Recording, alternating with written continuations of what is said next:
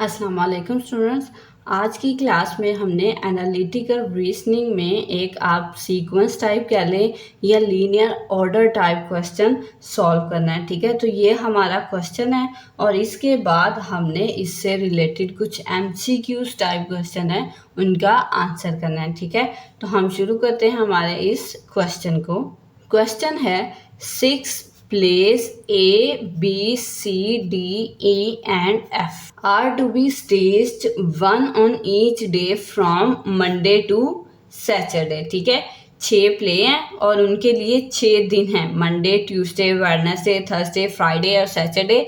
6 दिन है। हमने हर एक प्ले को हर एक मुख्तलिफ दिन पे शेड्यूल करना है। ठीक है, अब वो शेड्यूल कैसे करना है? The schedule of the plays is to be in accordance with the following. उस शेड्यूल के लिए कुछ कंडीशंस हमें यहाँ पे गिवन है, जैसे A must be staged a day before E.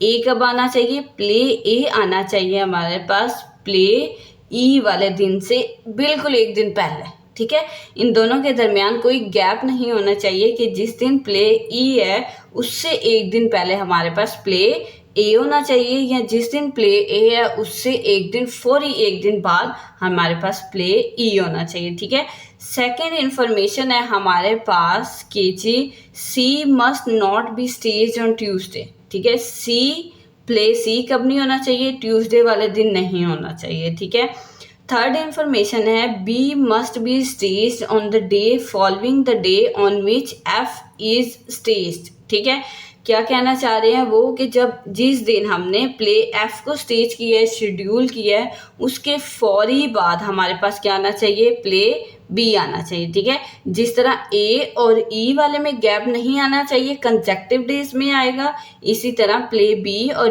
Play F भी कंसेक्टिव डेज में आएगा। ठीक है, लेकिन पहले कौन आएगा? प्ले एफ पहले आएगा, उसके फौरी बाद हमारे पास प्ले बी आएगा। ठीक है, फोर्थ इंफॉर्मेशन है D must be staged on Friday. ठीक है, अब डी प्ले कब आना चाहिए? फ्राइडे वाले दिन, and should not be immediately preceded by B. ठीक है, अब क्या कहना चाह रहे हैं वो कि डी से फौरी पहले हमारे पास बी प्ले नहीं आना चाहिए। ठीक है, ऐसा नहीं है कि अगर डी वाला फ्राइडे को है तो हम बी को थर्सडे पे प्लान करें, ऐसा नहीं होना चाहिए।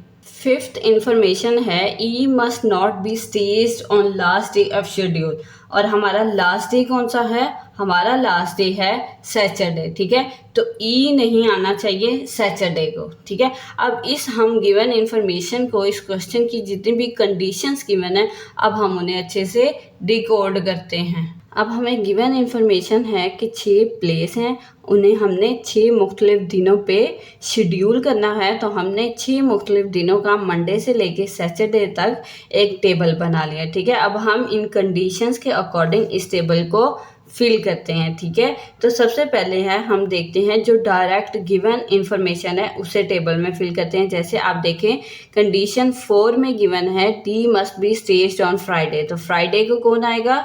प्ले डी आएगा फ्राइडे वाले दिन। ठीक है, अब उसके साथ एक कंडीशन है कि डी से फौरी पहले बी नहीं आएगा। ठीक है, मतलब थर्सडे वाले दिन बी नहीं आएगा, तो हम यहाँ लिख देते हैं कि बी ऑन थर्सडे नहीं आएगा। अच्छा, उसके बाद है इंफॉर्मेशन 1 में है A must be staged a day before E. ठीक है, ए पहले आएगा ई के, तो ये दोनों भी पेयर की फॉर्म में आएंगे, कंसेक्टिव डेज में आएंगे कि ए और ई आएंगे कंसेक्टिव डेज में। ठीक है, कंसेक्टिव डेज में आएंगे। ठीक है, उसके बाद देखते हैं C must not be staged on Tuesday. C Tuesday वाले दिन नहीं हमने शेड्यूल करना।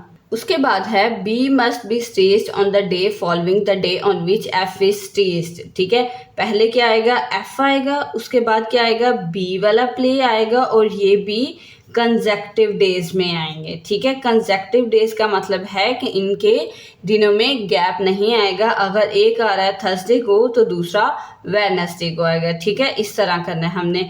फोर्थ इंफॉर्मेशन हम डिकोड कर चुके हैं।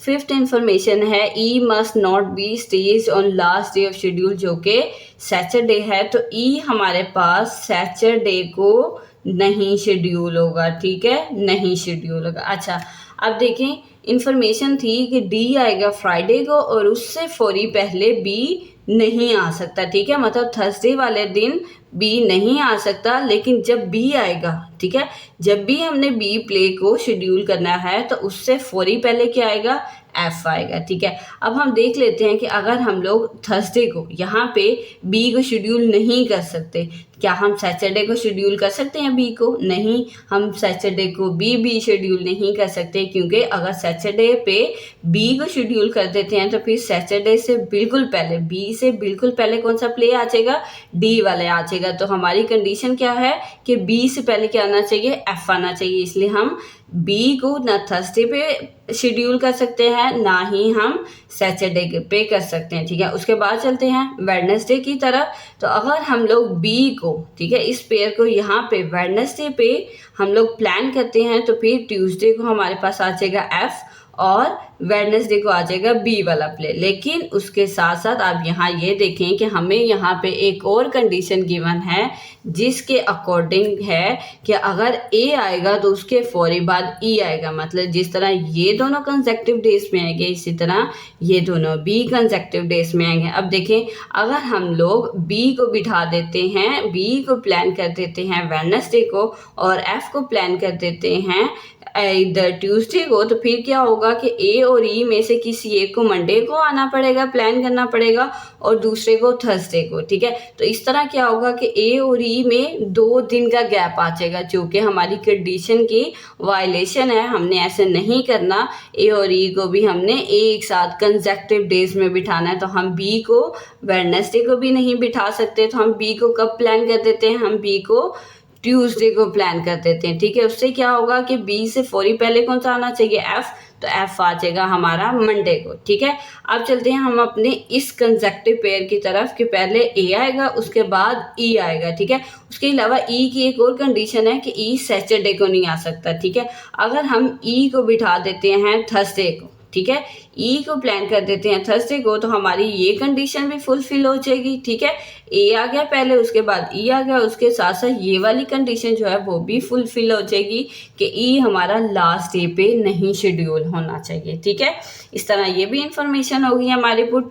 उसके बाद जो लास्ट इंफॉर्मेशन है वो ये है कि सी हमारा ट्यूसडे को नहीं होना चाहिए। तो ट्यूसडे पे तो हमने वैसे ही बी को प्लान कर लिया, तो अब जो एक दिन बचा है वो है हमारे पास सैटरडे, तो उस वाले दिन हम सी प्ले को शेड्यूल कर लेते हैं, ठीक है। तो इन सारी कंडीशन की अब कोई वायलेशन नहीं हो रही, तो हमने इन कंडीशंस को यूज़ करते हुए अपना टेबल फिल कर लिया है। तो मंडे वाले दिन कौन सा होगा, एफ प्ले होगा, ट्यूसडे को प्ले बी होगा, वेडनेसडे को प्ले ए होगा, थर्सडे को प्ले ई होगा, फ्राइडे को प्ले डी होगा और सैटरडे को प्ले सी होगा, ठीक है। अब हम इसी टेबल के अकॉर्डिंग अपने एमसीक्यूज का आंसर करते हैं। पहला एमसीक्यूज है which of the following plays immediately follows B. Immediately follows B का मतलब है जो बी के फौरी बाद आ रहा है, क्या वो प्ले ए है, प्ले बी है, प्ले सी है या प्ले ई है। तो देख लेते हैं हम अपने टेबल में, ये है ट्यूसडे वाले दिन हमारे पास है प्ले बी,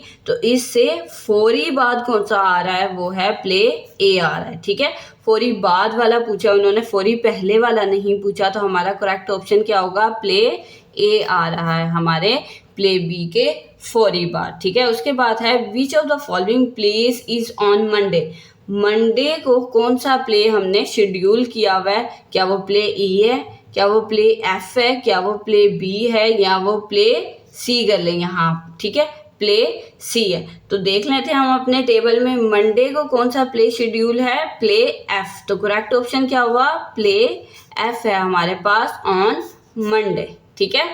थर्ड एमसीक्यूज है play D is between which of the following pairs of play. इसका क्या मतलब है कि डी प्ले डी से पहले और प्ले डी के बाद कौन से वाले प्ले हम प्ले करेंगे, ठीक है। तो कौन सा है, ऑप्शन ए है B and F, option C है A and E, option B है E and F and option D है सी एंड ई। हम अपने टेबल में देख लेते हैं, ये है भाई फ्राइडे वाले दिन हमने क्या किया हुआ है, प्ले डी को शेड्यूल किया हुआ है। इससे पहले कौन सा आ रहा है, ई वाला, और इसके बाद कौन सा आ रहा है, सी वाला, ठीक है। तो हमें कौन सा ऑप्शन चाहिए, ई एंड सी वाला। तो आप देखें यहाँ पे बी आ गया, नहीं ये नहीं चाहिए, ए भी नहीं चाहिए, हमें ई चाहिए, एफ नहीं चाहिए, हमें चाहिए सी और ई। ठीक है, तो करेक्ट ऑप्शन क्या हुआ हमारे पास, डी ऑप्शन हमारा करेक्ट ऑप्शन होगा। फोर्थ क्वेश्चन है हमारा, which of the following is the schedule of plays with the order of their staging from Monday. अब मंडे से लेके थर्सडे तक हमने इनका शेड्यूल बताना है। ऑप्शन ए है क्या, पहले प्ले ई है, फिर ए है, बी, एफ, डी और सी है, या पहले प्ले ए है उसके बाद एफ, बी, ई, डी, सी है, या प्ले ए पहले है लेकिन उसके बाद एफ, बी, सी, डी, ई है, या इनमें से कोई भी नहीं है। तो सिंपल अपने टेबल से हम अपना रिव्यू करेंगे। तो क्या है, मंडे को है प्ले एफ, ठीक है, उसके बाद है बी, ए, ई, डी, सी। ठीक है, तो शुरू करते हैं। पहला वाला ए में ई गिवन है, ठीक है, हमें नहीं चाहिए ये, हाँ क्या आना चाहिए था, एफ होना चाहिए था। सी वाले में यहाँ पे ए गिवन है, क्या होना चाहिए था, एफ होना चाहिए था। बी वाले में भी यहाँ ए गिवन है, क्या होना चाहिए था, एफ होना चाहिए। तो हम क्या टिक करेंगे, हम टिक करेंगे नन ऑफ दीज को। ठीक है, नन ऑफ दीज क्या सीक्वेंस होना चाहिए था, F, B, A, E, D and C होना चाहिए था। लास्ट क्वेश्चन है, play C can not definitely be staged on which of the following days in addition to Tuesday. ठीक है, अब ये कंडीशन गिवन थी कि हम प्ले सी को ट्यूसडे पे शेड्यूल नहीं कर सकते। अब वो पूछ रहे हैं कि ट्यूसडे के अलावा ऐसा कौन सा दिन है जिस पे हम प्ले सी को शेड्यूल नहीं कर सकते। क्या वो मंडे है, वेडनेसडे है, फ्राइडे है या थर्सडे है। ठीक है, तो अब आपने गौर करना है इस बात पे कि जो कंडीशन 4 थी हमारे पास उसमें डायरेक्ट बताया हुआ था कि जो प्ले डी है वो हमारे पास आएगा फ्राइडे को। ठीक है, अगर कोई एक प्ले फ्राइडे को आ रहा है इसका मतलब है कोई दूसरा प्ले उस दिन नहीं आ सकता, क्योंकि हर दिन हमने एक डिफरेंट प्ले को स्टेज करना है। ठीक है, तो इसका मतलब है कि जो प्ले सी है वो ट्यूसडे को तो नहीं आ सकता, उसके साथ साथ वो फ्राइडे को भी नहीं आ सकता, क्योंकि फ्राइडे को एक फिक्स्ड प्ले पहले ही शेड्यूल है, कौन सा वाला, डी प्ले वाला। ठीक है,